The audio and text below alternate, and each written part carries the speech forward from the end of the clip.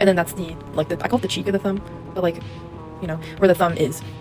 And then for the other two fingers, I really like to connect the fingers just because it's easier for me when I'm in the sketching phase to know where I want them to be. And yeah, so that's how you do like a plus sign, right?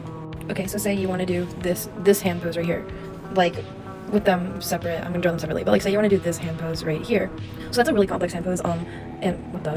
So it's a really complex hand pose, and so it was really difficult for even me to draw. I don't know how I busted it out that fast, but like it was difficult. I have a hard time doing it. But so you want to do the first one, this one. We're gonna do this one, the whatever hand that is. I don't fucking know. We're gonna do that hand, right? So with that hand, he's kind of like this, holding, but on the opposite side, so it'd be like this.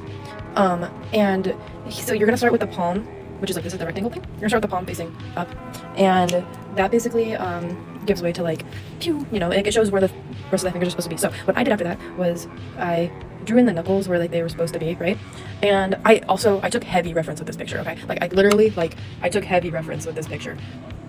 Which I just run to Pinterest for literally every single hand reference whenever I'm having trouble. Like, and usually I can find like the exact picture I'm looking for because Pinterest is so good with their hand references. But anyways, so with this you want to start with the fingers. So whenever I use reference, I kind of just glance upward for like a little bit and just look at the shapes. I don't trace them, and then I used to trace just to like get muscle memory down, which is okay to trace, but I like to instead look at it and think like in my mind how it would translate into my art style, because I don't want like hyper realistic hands with a cartoony art style. Like I think it looks a little freaky. But so here's the pinky, right? The pinky is going to have two rectangles because it's bent. Technically there's three, but I usually only draw two, and then maybe I'll draw three like this, just because I don't draw pinkies like that. And then the hand's going to come down. And for the other fingers, what you want to do is make little rectangles. This is me a really bad drawing of it, but it's going to be like little rectangles of shape of finger.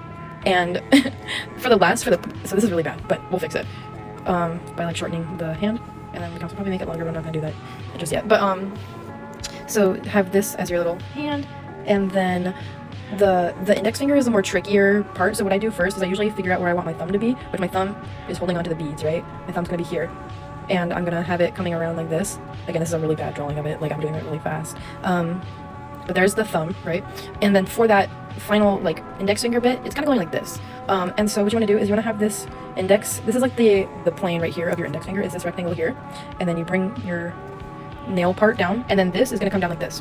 This is obviously really, really bad, but so that's like how you make the hand pose for that one. And then you have, you know, like the beads and stuff like that, and then the cross. So it's basically just holding the beads like between the thumbs right here, the thumb and the index right there, and the rest are kind of just resting. I kind of use it as like a drumsticky thing. I'll do a part two because this is like getting really long, but it's kind of like a drumstick if you were to hold it. That was so bad.